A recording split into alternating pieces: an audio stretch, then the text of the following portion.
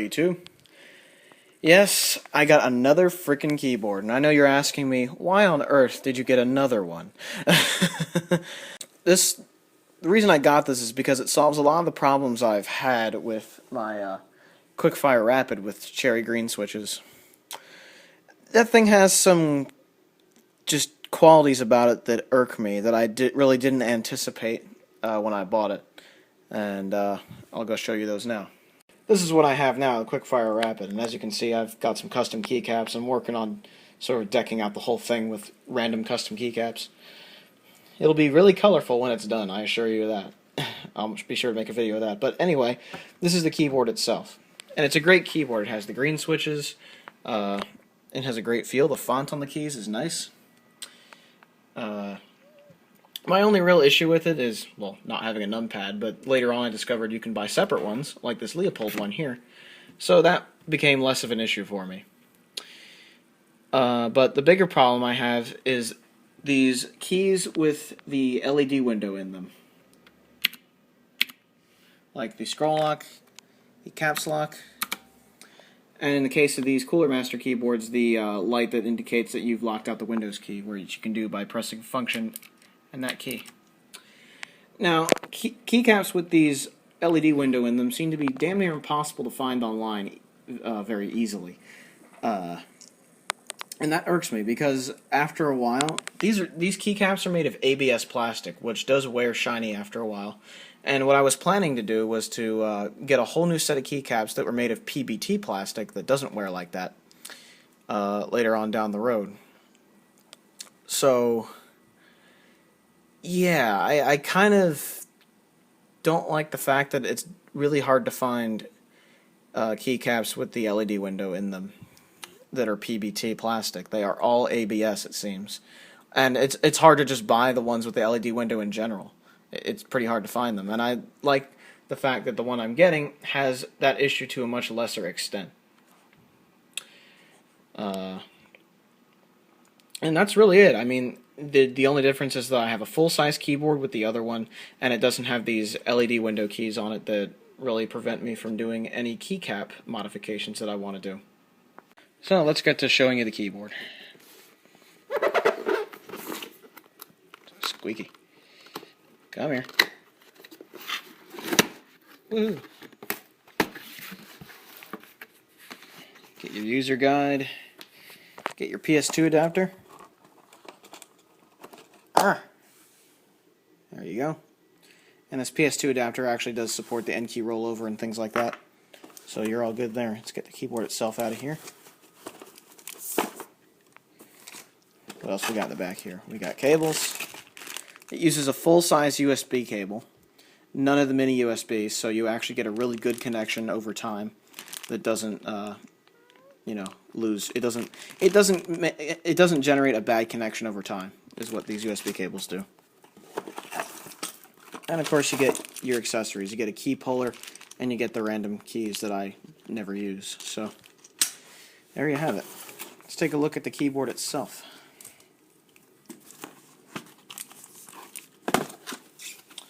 Now I got this one just as I did the Quickfire Rapid. I got it with the cherry green switches, and for those of you who never saw that video, the reason that I get cherry green switches is because they have a heavy feel that emulates the Model M. It doesn't feel exactly like a Model M, but the amount of weight it takes to press down a key feels very, very, very similar to a Model M, which is why I like it so much. And here it is. It's basically just a full keyboard version of what I have.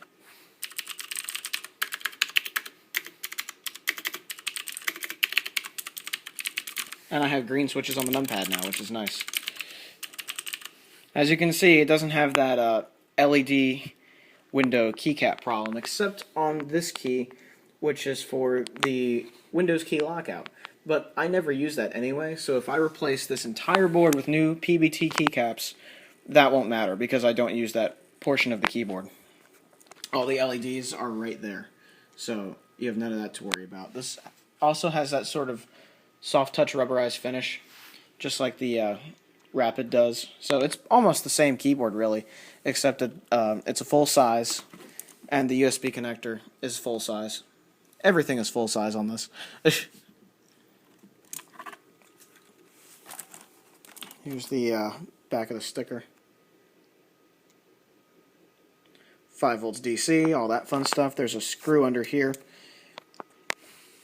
The feet are still kind of meh.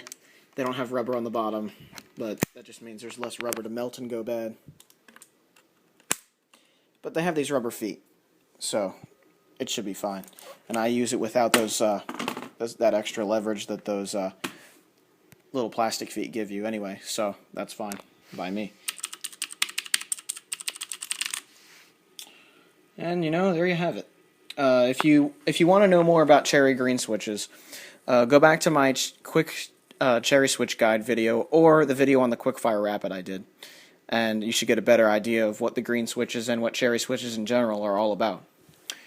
The link to that I'll put in the description if you just want to get there fast. So, this is the new keyboard. Let's go set it up.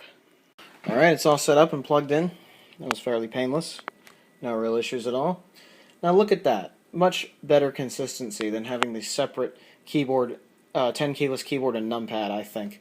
Not that I didn't like that setup, it was fine, but this just is more, it just pleases me to look at a little bit more, and the consistency just makes me feel better, that I have green switches everywhere instead of just on the keyboard portion.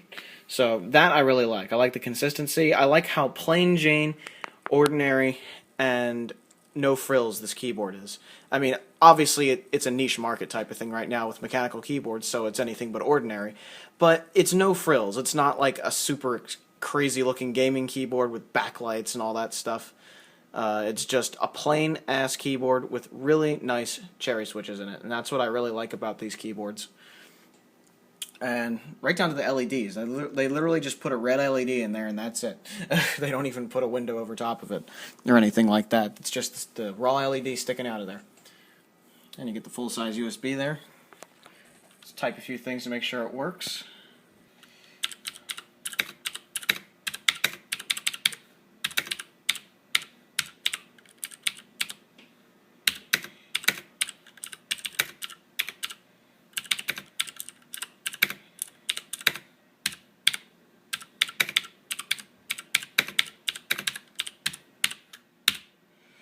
And every bit of that is true. This keyboard, I plan to keep and use for many, many, many, many years.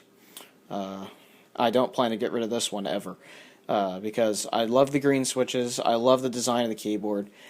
I don't think this thing's gonna go away anytime soon. I'm gonna really enjoy using this over the next however long it is. So that's gonna be nice. One thing I also like about this keyboard is they kept the built-in function controls.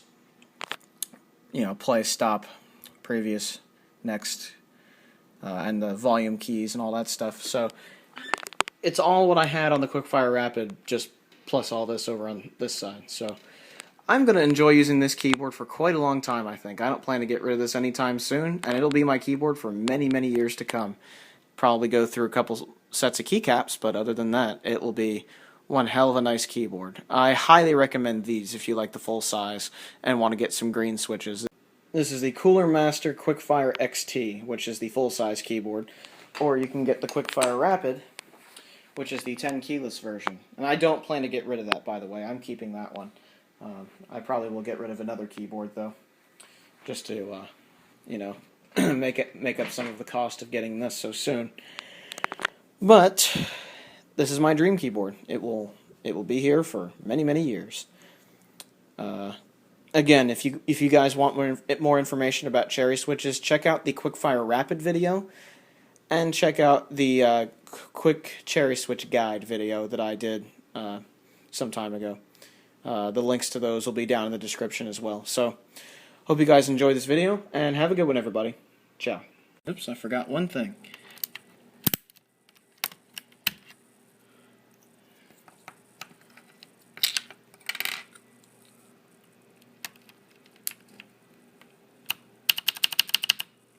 That's better.